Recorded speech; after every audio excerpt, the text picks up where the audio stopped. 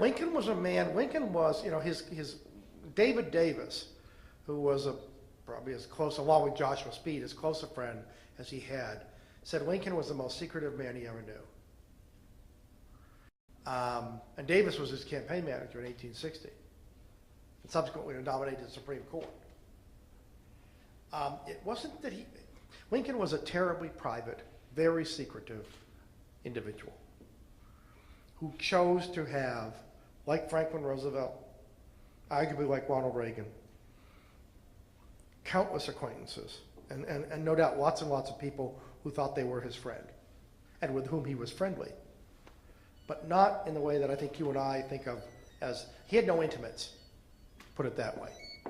I mean, actually the closest thing probably would be the two young men who served him as White House secretaries, John Hay and John Nicolay, and there was an almost paternal relationship. But in terms of contemporaries or other politicians, there were people, with whom he worked closely. There were people he respected. There were people, to some degree, he took into his confidence. Very interestingly, one thing he did, which is, I think, probably of timeless value for any president. Lincoln would invite reporters in.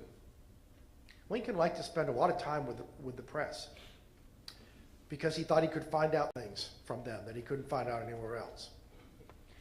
He also he insisted on having, regular, almost weekly receptions where the public could come in and meet him. And it was suggested that this was either a waste of time or tempting fate in terms of his security. And Lincoln, said, he referred to them as his public opinion baths. People coming into him off the street, regular people, would have their own view of the war, their own perspective. And it would be, like the hothouse atmosphere of the White House, where you walked up in that office all day surrounded by job seekers, or go across the street. He'd walk across the street, of course no Secret Service in those days, to the War Department, to the telegraph office to get the latest list of casualties. Pretty gloomy, pretty depressing existence. But he didn't let himself be walled in by the presidency. And I think that's one of the lessons of enduring significance probably for any leader, but particularly for any president. Yeah? Was Chase a thorn in his side? Chase was a thorn in his side, there's no doubt about it.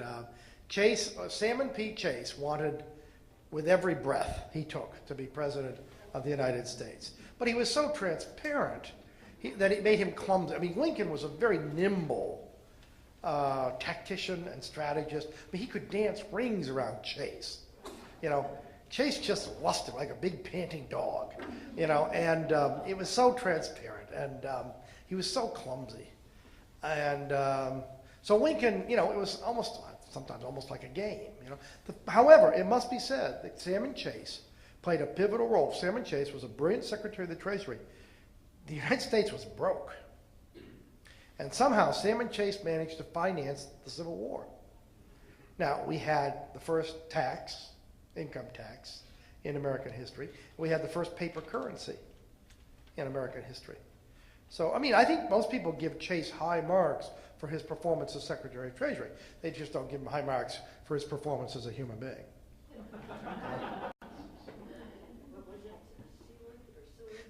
William Seward of New York, who also was Secretary of State and who would have been another opponent. Remember, Chase had run for president against Lincoln. Seward ran for president against Lincoln. Edward Bates of Missouri, who became Attorney General, had run in that same convention.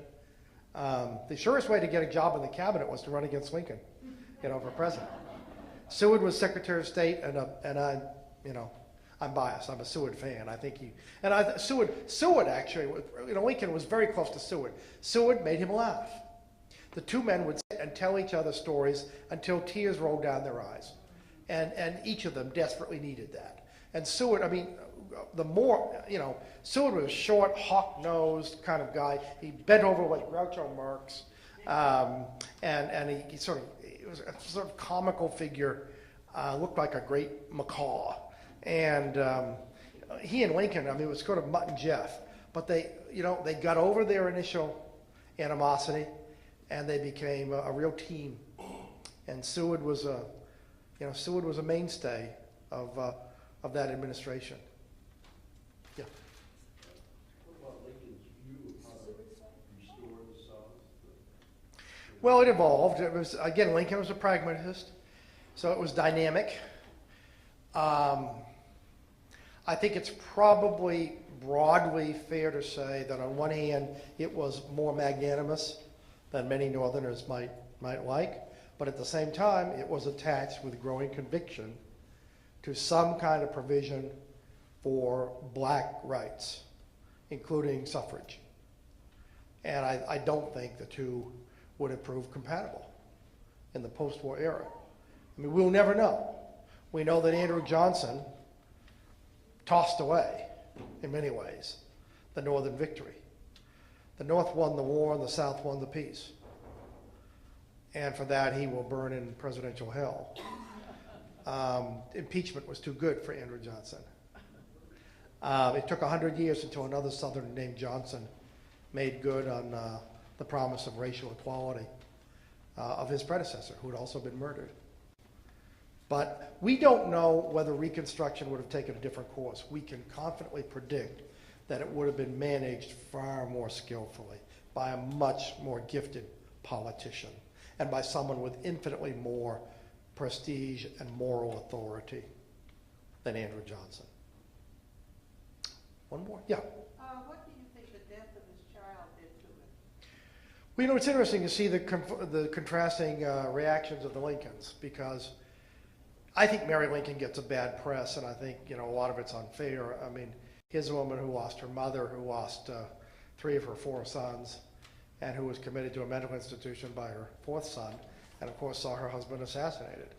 I think we should all cut her a little slack. I think what happened, Willie's death is what really broke her. I mean, Mary was never the same after that.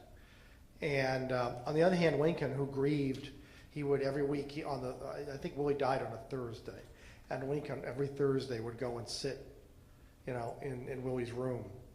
And yet, Lincoln had the character not to be destroyed. It was almost as if somehow Lincoln's personal suffering joined him to all the other families in America who were suffering. I mean, it fused him in a way that nothing else could have.